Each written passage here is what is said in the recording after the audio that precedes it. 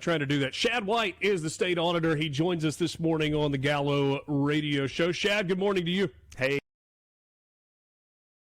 I was telling Lance, this is the first time I've been on since Paul passed, and it's obviously bittersweet being here, but I'm grateful for the chance to come on. Paul is such a great guy. He was the one who came up with the catchphrase Shadrack attack, so he's going to stick to my ribs for forever. Just a great guy. And you wore that as a bit of badge of honor. I'll take it. Yeah, I told him I'll take it. That's fine. Yeah. The state auditor's office, by definition, I think creates discomfort for a lot of people because, at least as I understand it, the role of the auditor's office is to make sure that money is being spent the way that it is supposed to be spent. I don't know that I can think, Shad, of a state auditor that has been in the news or as public as you are. It feels like a lot of times that's kind of a behind-the-scenes position. What is your approach to the office? It's pretty similar to what you're seeing with DOJ, right? I mean, when was the last time we saw a president come in with the tenacity this president has and put together a team to go look for fraud, waste, and abuse, and to be very vocal about what they're finding? So, I mean, my approach is for the last 6-7 years has been pretty similar to what the president is doing right now, which is to be very upfront in telling people how their taxpayer money is being spent. And you know, I knew that when I took this job, if I did that, it was going to certainly ruffle some feathers, not just among Democrats, but among Republicans too, especially if some of their buddies were benefiting from some of the fraud, waste, and abuse. But my mission the entire time, and the mission of the entire auditor's office, has been to do the job, do it well, look at how our money is being spent, taxpayer money is being spent, be detailed and be specific about what is going on, and just let the facts speak for themselves. And yeah, that rubs a few powerful people in Jackson the wrong way, but I think the vast majority of taxpayers want that, just like they want President Trump and DOJ to be doing what they're doing right now. I don't know that you and the lieutenant governor are exchanging holiday cards. That is a pretty fraught relationship that has been so publicly. From your perspective, what's the genesis of the disagreements, I guess I should say, between you and Delbert Hosemann? Well, look, he and I are very different when it comes to policy, certainly. So this past year, I talked a little bit about the fact that we were spending a lot of money as a state on DEI at our public universities. And I pointed out, again, specific examples of where that money was going. At one university, we were paying a DEI officer a salary that was greater than both the governor's and lieutenant governor's salaries combined. And when you dig into what that DEI office was doing, they were doing crazy things like paying for a grant to study social justice yoga for preschoolers. Seriously, you cannot make this up. This is the kind of thing that they were doing. So I was pretty frustrated and vocal about the fact that taxpayer money was going to something like this. And for whatever reason, the bills that would come before the state Senate that would cut funding for DEI always got killed. So that was an example, I guess, of a policy disagreement. It's not a personal disagreement. I don't have any problem with anybody personally. But it was a policy disagreement between me and the lieutenant governor. And then you fast forward a little bit, it really came to a head this past month when a key chairman for Lieutenant Governor Hosemann drafted a bill to gut the auditor's office of power, which is just crazy to me. I mean, you may not like me very much if you're the lieutenant governor, but why would you cut the teeth out of Mississippi's watchdog office? I mean, one day I'm not going to be state auditor, somebody else will be, and we're going to have a state auditor's office that's powerless at that point. That seemed crazy to me. So that really is when it came to a head, I think, in the last couple of weeks. And unfortunately, let me ask you, as part of that died. As part of that bill that you called the Mississippi Corruption Act, it wasn't the official name of it, I didn't see any language about where that power would then go. Was there a proposal or anything that you heard that was like, okay, we're going to strip the power away from the state auditor's office, but we recognize that state government does need a watchdog?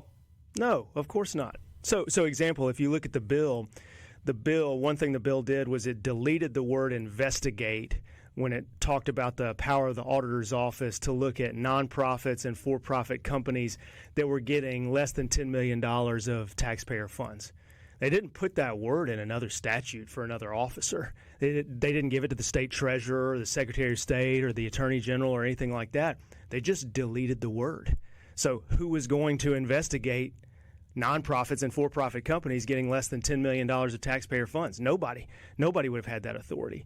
When they said that, the state auditor, can't look for waste anymore, who's going to spend their time looking for waste in taxpayer funds? Is it somebody else? Somebody else going to step up and do it? I don't see anybody else with the authority or the ability to do that currently in state government. So, no, short answer is it just deleted authority from the auditor's office and left us much less powerful. And frankly, you see the same things coming from Democrats in Washington right now. They're suing to stop DOJ from doing what they're doing. Lawmakers are mad in Congress. They're talking about bills that would strip Elon Musk of his power to do all that kind of stuff. They're complaining to the media about President Trump and Elon Musk finding waste. There's not much difference between that and what's going on with some establishment Republicans here in Mississippi and what they're trying to do to me. One of the criticisms, and I know you've heard this of you, I think it's you, not the office, is that you fancy yourself in the mold of Donald Trump or Elon Musk, that you think you are Mississippi's Donald Trump. When you hear that, what does that say to you? Is that a criticism? Well, sounds like a compliment to me. But let's be real, though. It's more about the delivery and the way that you go about some of the things that your office does as opposed to the actual work, don't you think? I think I'm very clear and very specific about the stuff that we find. I wake up and I do my job every day and I talk about these issues. And if somebody's got a problem with the delivery, tell me what specifically you have a problem with, right? Like, I do think that some people have a problem with somebody standing up and saying the truth about these things, even if they're uncomfortable. But look, I grew up in Jones County. My dad is an oil field pumper. My grandfather's an oil field pumper. If you've ever hung out with oil field guys, like they don't tend to mince words. They don't sugarcoat the truth. They just tell you what they think. And so that's how I'm going to keep doing this job. And yeah, there's going to be some politicians in Jackson who don't like it, but frankly, I think a lot of folks out in the real world, they want to know this stuff. They want to know how their money is being spent, and they want somebody to be clear about it. I agree with that, but I would say that one of the criticisms or maybe just uncomfortabilities that Donald Trump has had. There are a lot of people that like Donald Trump and his policies, but they're like, man, I wish he would just tone it down a little bit. I wish the delivery was a little bit different. Is that unreasonable? For those folks who are saying stuff like that, this is a guy who has won 2 presidential elections, the last one, both of them, in overwhelming fashion, especially the last one. And then you look deeper at it.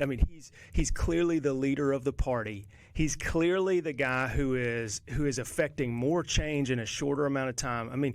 President Trump has done more good in the last month than was done the entire 4 years prior. And so for those folks who just say, well, I wish he would tweet less, they need to get over it. This is a guy who is driving change, and clearly the American people want it. So I don't know if I fancy myself in the mold of him, because I think there's no other person who's quite as good at what he's doing as President Donald Trump.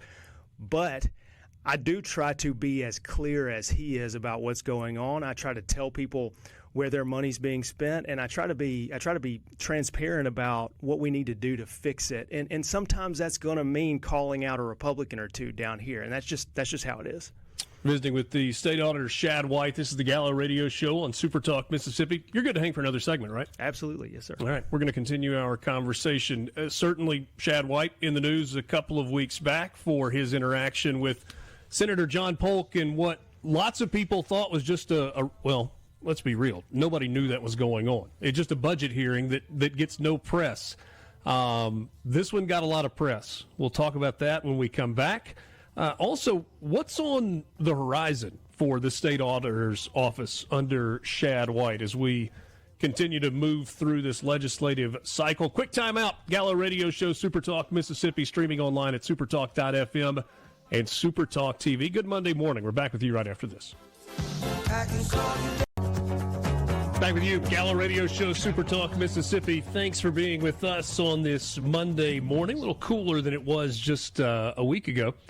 State Auditor Shad White is our guest this morning, and certainly appreciate your time. Appreciate you coming in studio, Shad. Would you like a do-over in the interaction with Senator Polk? That was a fiery interaction in both directions, and certainly made a lot of headlines.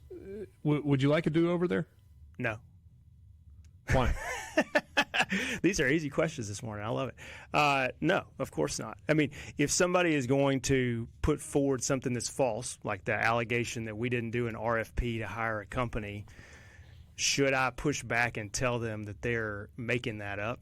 Yeah, 100% I should. So, no, I mean, I absolutely don't. Yeah, but when you scream at a sitting senator no, he's a liar. Richard, no. You can't say I'm screaming. I'm literally just talking to him in the microphone. So you can't say that. And when he does, you're saying you didn't raise your voice when he lies, what should I say other than you lied about that? Like, is there another word? You did not say it in that tone. What other word should I say if he says something that's not true? Yeah. There's no other word. So, look, I think that people are not accustomed to seeing somebody push back when a powerful politician in Jackson says something that's not true. But that's just not how I'm going to operate. So the pushback was about the audit, right, that cost $2 million that Boston Consulting did, and there's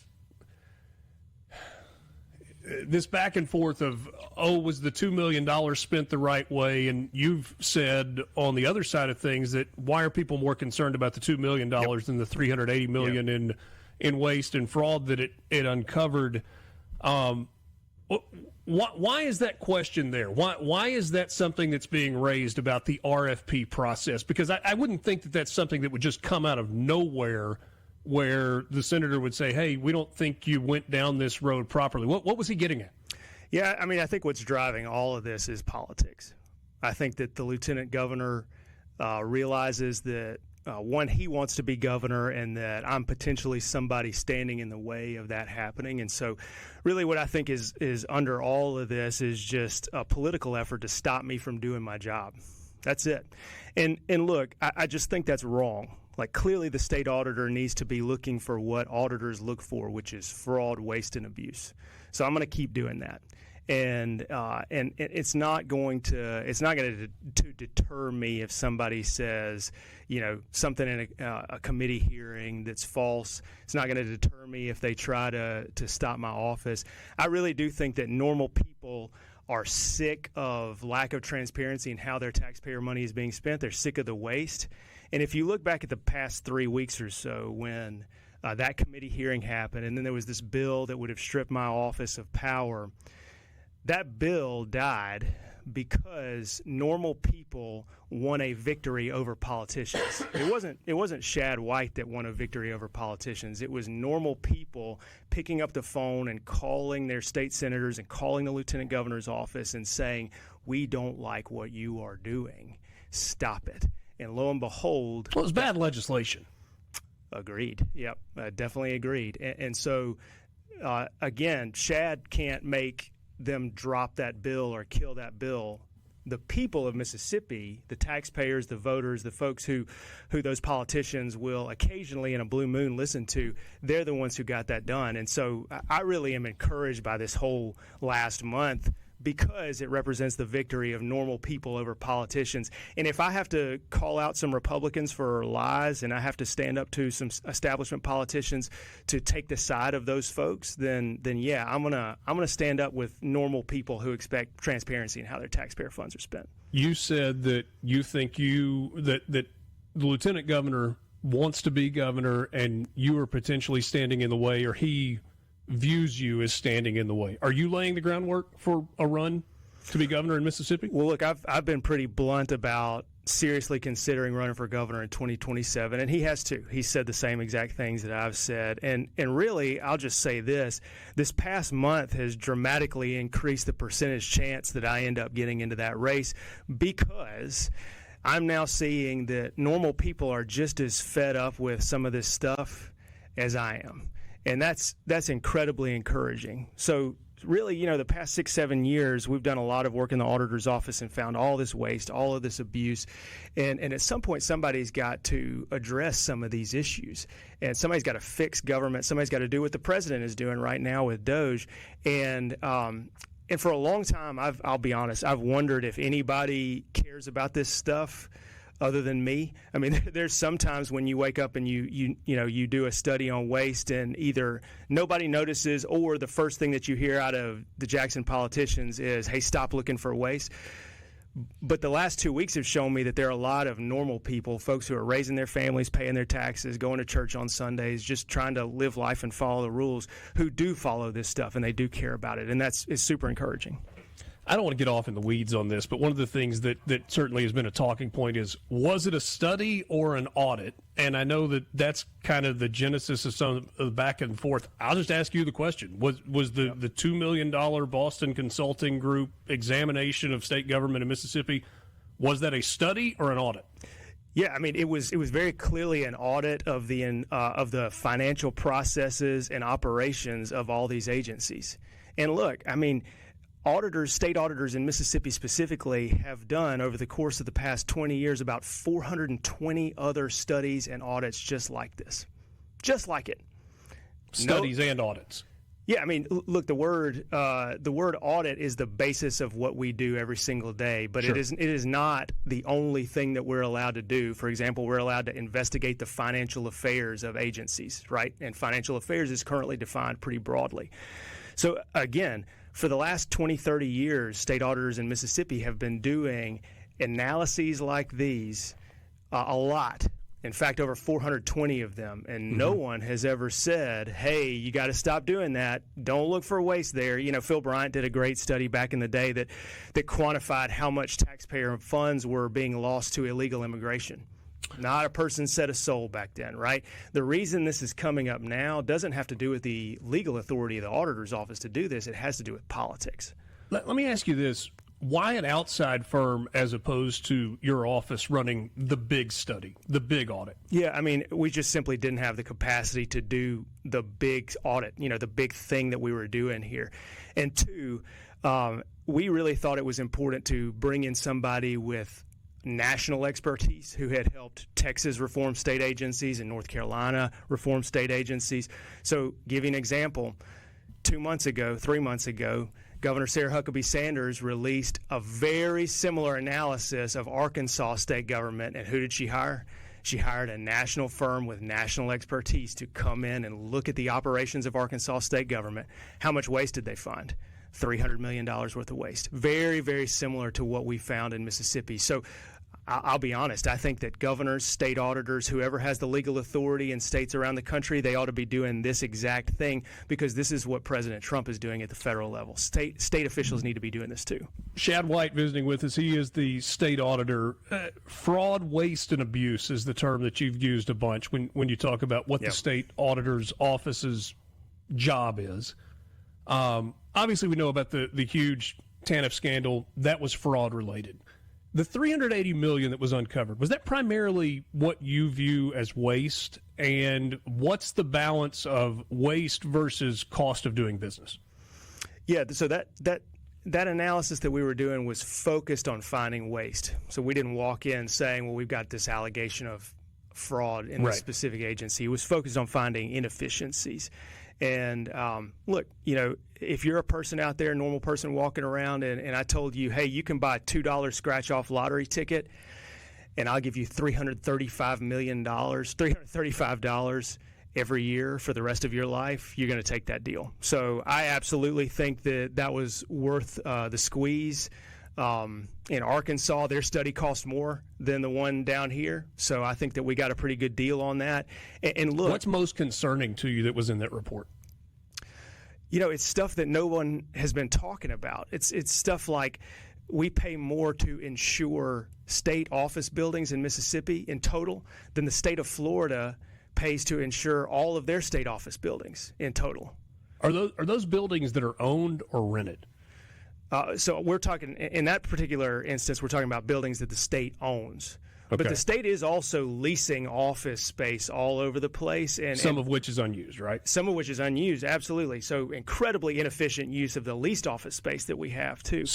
So with the over cost of insurance, the way you're describing it, how do you combat that? Is it just going out and shopping rates, or is there something about Mississippi's insurance climate that doesn't allow for that money, that savings? Well, again, the reason we use the Florida comparison is that Florida obviously gets hit by disasters too, right? Sure. So you would think that their insurance climate is really no different from ours. In fact, you might think it's a little bit worse.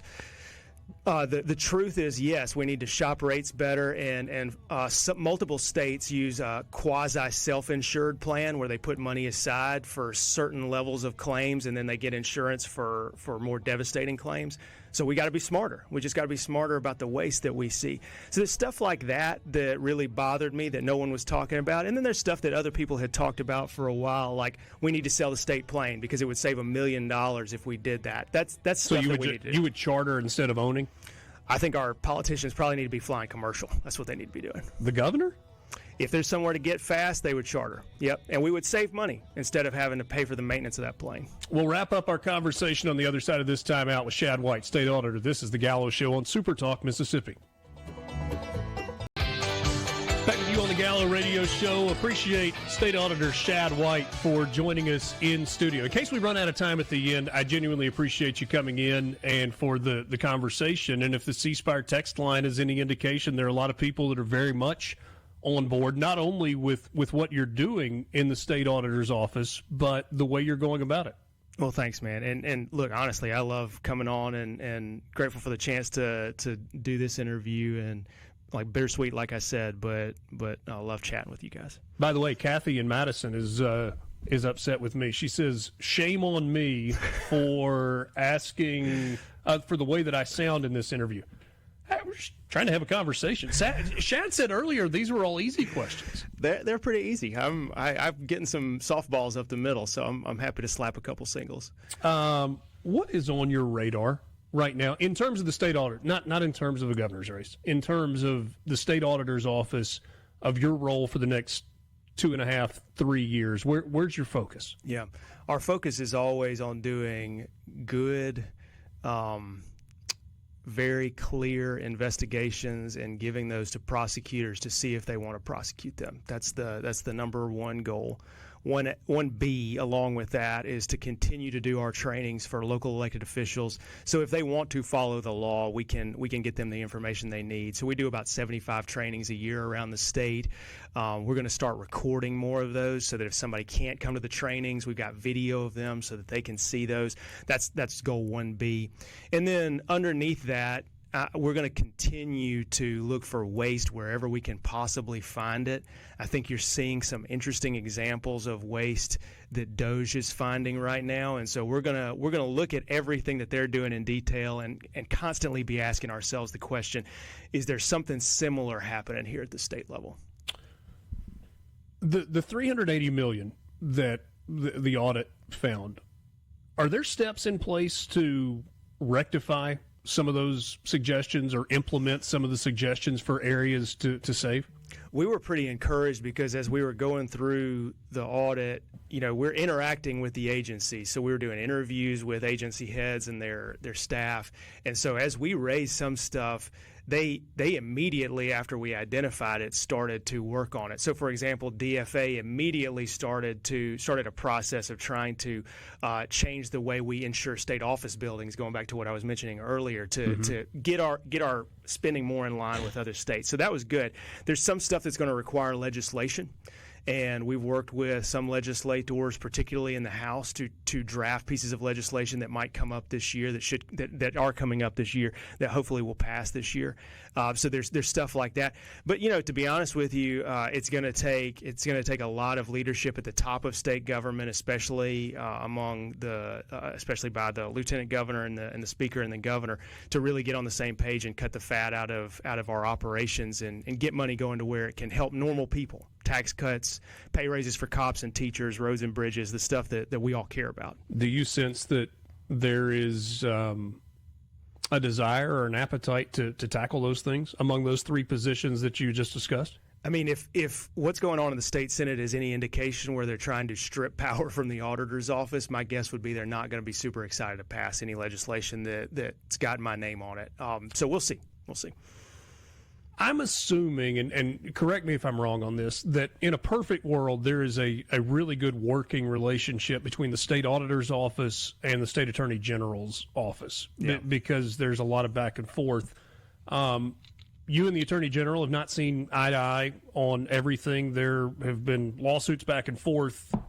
What is that relationship right now? Is it working? Is it doable? It's not working particularly well right now. And you say lawsuits back and forth. There's really only one lawsuit one way. She's suing me to stop me from recovering taxpayer funds. And that lawsuit happened. We won in court. But she's appealing it now, so I guess we're going to waste more taxpayer money trying to figure out if Shad White can get money back for the taxpayers in court. So it's not working particularly well. Are you named individually, or is it the state auditor that's named? It's me. It's my name. You know, you can't sue a state agency, so you have to name the agency head. Okay. So it's my name on there. But look, I mean, I'm going to keep doing my job, and my team is going to keep doing our job. We're going to keep investigating fraud, waste, and abuse, and you know, we just hope that at some point the cases are taken seriously. We've had a lot of success working with local DAs and federal authorities, and so maybe we just have to keep doing that. Did you enjoy the halftime show last night? I wasn't a big fan.